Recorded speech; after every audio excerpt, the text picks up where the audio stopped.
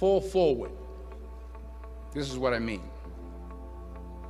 Reggie Jackson struck out 2,600 times in his career, the most in the history of baseball. But you don't hear about the strikeouts. People remember the home runs. Fall forward. Thomas Edison conducted 1,000 failed experiments. Did you know that? I didn't know that. Because the 1,001st was the light bulb. Fall forward. Every failed experiment is one step closer to success. You've got to take risks, and I'm sure you've probably heard that before, but I want to talk to you about why that's so important. I got 3 reasons, and you can pick up your iPhones. First, you will fail at some point in your life. Accept it. You will lose. You will embarrass yourself. You will suck at something. There's no doubt about it. And I know that's probably not a traditional message for a graduation ceremony, but hey, I'm telling you, embrace it, because it's inevitable. And I should know. In the acting business, you fail all the time. Early on in my career, I auditioned for a part in a Broadway musical. Perfect role for me, I thought, except for the fact that I can't sing. So I'm in the wings, I'm about to go on stage, but the guy in front of me, he's singing like Pavarotti. He's just he's just going on and on and on, and I'm just shrinking. I'm getting smaller and smaller. So they say, "Oh, thank you very much, and you'll be hearing from us." So I come out with my little sheet music, and it was Just My Imagination by the Temptations. That's what I came up with.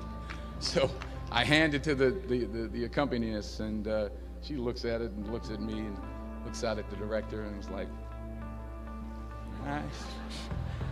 So I start, I'm gonna sing. I'm like, it's just my imagination once again, and they're coming away with me. And they're not saying anything, so I'm thinking I'm getting better. So I just start getting into it. It was just running. This, oh yeah, thank you very much, Mr. Washington. Thank you. So I assumed I didn't get the job. But the next part of the audition, he called me back. The next part of the audition is the acting part of the audition. So I'm like, hey, okay, maybe I can't sing, but I know I can act. So they pair me with this guy, and again, I didn't know about musical theater. And musical theater is big, so they can reach everyone all the way in the back of the stadium. And I'm more from a realistic, naturalistic kind of acting where you actually talk to the person next to you. So I don't know what my line was. My line was, well, hand me the cup. And his line was, well, I will hand you the cup, my dear. The cup will be there to be handed to you. I said, oh, okay. Well, should I give you the cup back? Oh, yes, you should give it back to me, because you know that is my cup and it should be given back to me. I didn't get the job. But here's the thing. I didn't quit. I didn't fall back. I walked out of there to prepare for the next audition, and the next audition, and the next audition. I prayed. I prayed, and I prayed. But I continued to fail, and fail, and fail. But it didn't matter, because you know what? There's an old saying, you hang around the barbershop long enough, sooner or later you're going to get a haircut. So you will catch a break, and I did catch a break. Last year, I did a play called Fences on Broadway. Someone talked about it. Won the Tony Award. And I didn't have to sing, by the way. But here's the kicker. It was at the Court Theater. It was at the same theater that I failed that first audition 30 years prior. The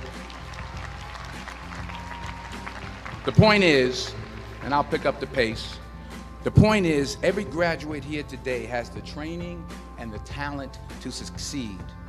But do you have the guts to fail? Here's my second point about failure. If you don't fail, you're not even trying.